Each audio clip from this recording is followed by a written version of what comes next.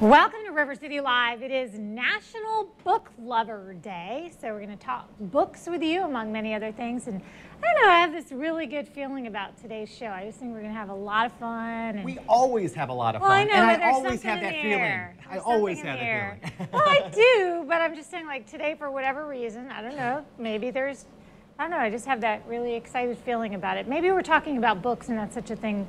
To me, I just love books. What's your favorite? Oh my gosh. I mean, I have so many favorite books right now, and it's a movie now, but Me Before You was one of my favorite recent reads. I read everything, but I don't, see, okay, I listen to books. I do audiobooks. So you don't read? No, I do read. To me, that is exactly the same as reading. You're in your mind. Oh, you still have to, like, you're envision still what's creating. happening, Yeah, right? so I listen when I'm out for a walk or a run or in my car. I listen, and I especially love memoirs to listen to because you feel like, especially if the person who wrote the memoir is reading it, you feel like they're telling you. I agree with that, yeah, because I mean, it is their voice as far as like how they perceive anything, not your interpretation of it. Now, when you do read, what do you use? Do you go with a book, or do you do it like the new way and use like a Kindle or an iPad? Usually a Kindle. Okay. Usually a Kindle, but I know a lot of people don't like that. Yeah, I'm old-fashioned that way, and I like to use the actual book, and I don't know, I just like it better. And even with my kids, when I'm reading them a book, same thing. I like to have the actual book, not pulling it up on the old iPad or something. Now, we actually put this poll up on our Facebook page just to see what you guys actually have, and there it is, 83% with a book in hand. So that's pretty much, I think, yeah, I agree with that. There is something to be said for the immediacy, though, of having somebody say, oh, I read this book, it was great, and then you just boop, boop, boop, boop, boop, and you have the book there. It's like, you know, magic science. But right. You can share them that way. You can share them traveling. It's nice to have that. You can have a couple books, you know, on your Kindle or whatever, you know. So I get it, but yeah, I like the actual book. Yeah. There's nothing like sitting at a pool with a book, you know. You can't really read your Kindle with the glare and all of that. So I don't know, but I do argue. I will argue on my dying day that listening to an audiobook is the same as reading as far as like intelligence goes. I agree. Good answer. Yes, yeah, I'm just going to agree.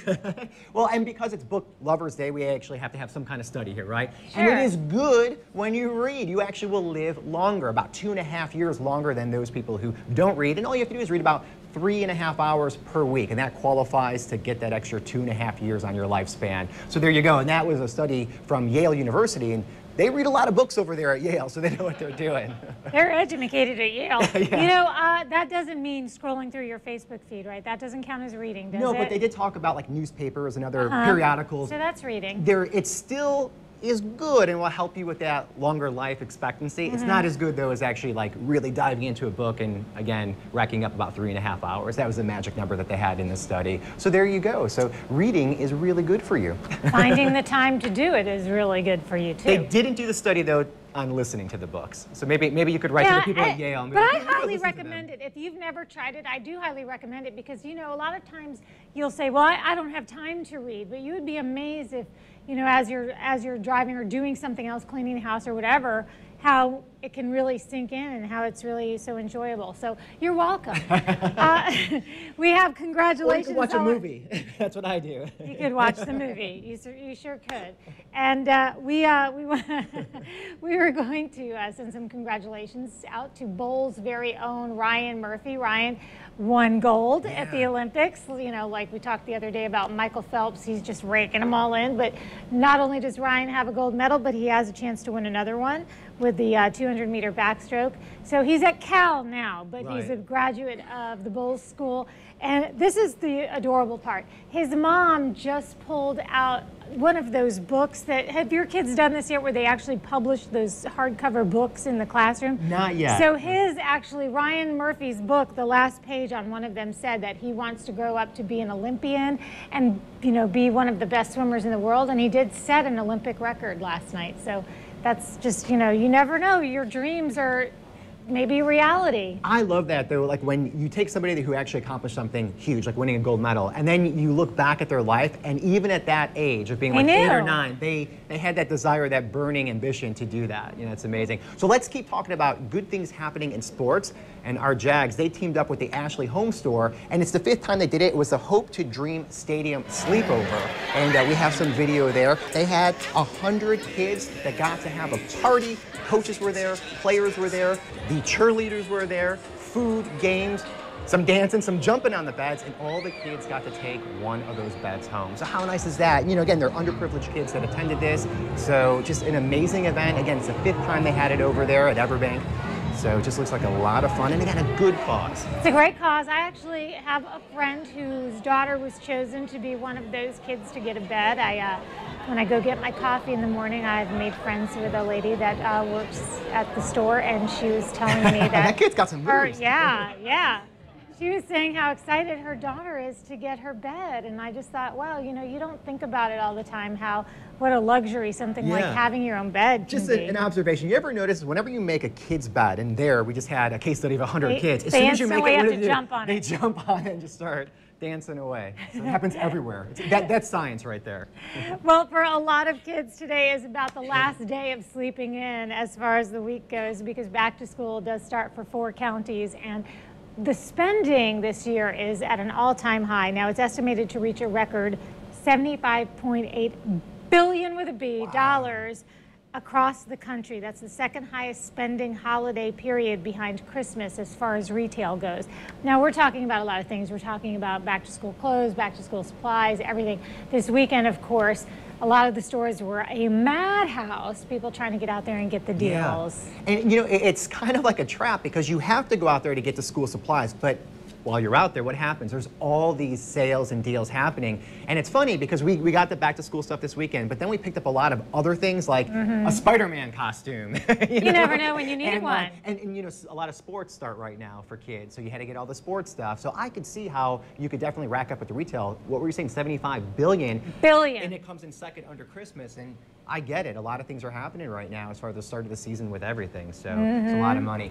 All right, so let's talk about higher education, right? We're talking about grade school. Well, how about right here, UNF? They're having a poop problem, and it's not with people, it's actually with dogs. Thank goodness for that, right? So, but listen to this. So it's an apartment complex called the Flats that seems to be where all this poop is happening, and people just aren't picking up after their dogs. So they're getting all scientific, and they actually have DNA testers out there. By the way, that's probably the worst job in the world to test dog poop and DNA, but that job exists. So they have to test the dogs first, that gets the baseline, and then they go out there and they test the poop to find out what dog is pooping all over the place and what person's not cleaning that up. So the students or the residents of the apartment have to submit their dog to the DNA testing, the swabbing. They have to pay $50 for the privilege. And then, of course, the DNA testing follows that. We were talking about this on the radio this morning about what do you say when someone asks what you do for a living, and we decided you just say forensics. Yeah, I'm in just forensics. Keep it classy. Keep it highbrow. No, you don't say like, I'm the one who sticks the little, swab into the poo-poo.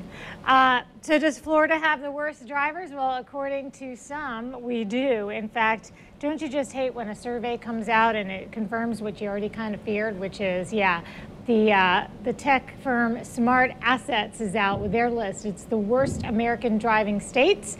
And so Nevada comes in at number 10, then there's Texas, Tennessee, Vermont, and Alabama, but let's look at that top 5. Oh, so painful. Delaware, New Jersey, Oklahoma, Mississippi, and there we are, number 1 worst state for driving. I lived in about Florida. 5 different states, and I agree with that. Florida is by I agree far the with it worst. because I live here, so, I'm skewing the average. I'm not terrific.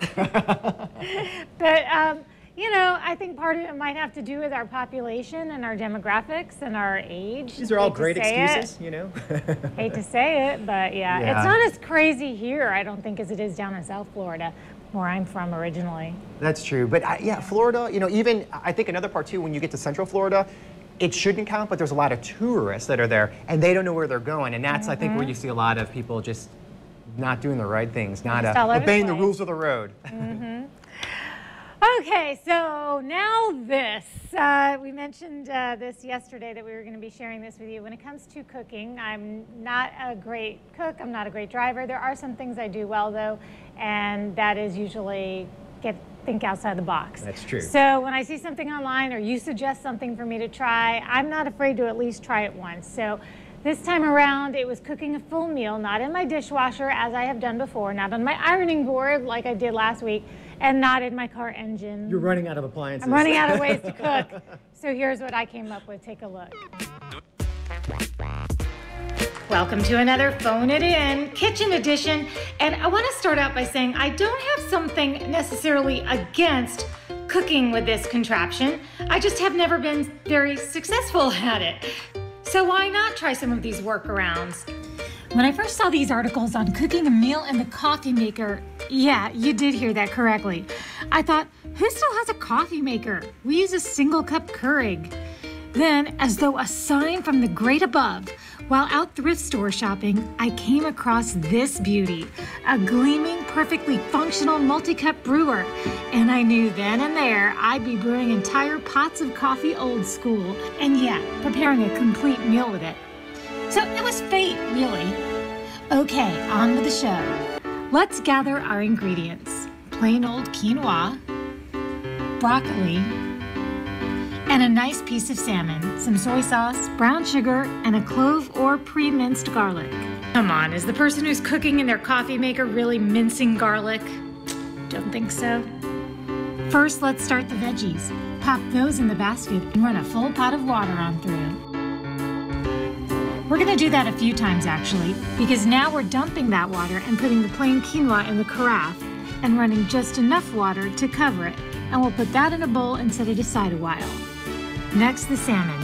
It goes in the carafe with the soy sauce, garlic, and sugar. We'll cover that with enough water to let it poach, and we'll just busy ourselves for 7 to 10 minutes.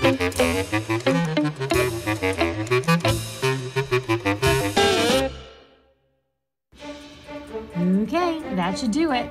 First, the quinoa, the broccoli, and the main event, the poached salmon. Can I get a drum roll? Thank you. All right, so start with the quinoa. Definitely not done yet. I'll have to go back to the drawing board on that. Broccoli is perfect. And the salmon is great too. So, 2 out of 3, not bad. Cheers. So it worked. All right, so the quinoa, no, it did, maybe couscous or something that goes a little faster. Yeah. But the rest of it was great. I mean, it wasn't as good as dishwasher shrimp, but what is? What was your favorite out of all the ones that you did? Was that The shrimp in the dishwasher was like restaurant quality delicious. But, you know, we tried. Do you have a suggestion for me? I will very likely try it. And all you need to do is send that on to us at rivercitylive@wjxt.com. We'll be back.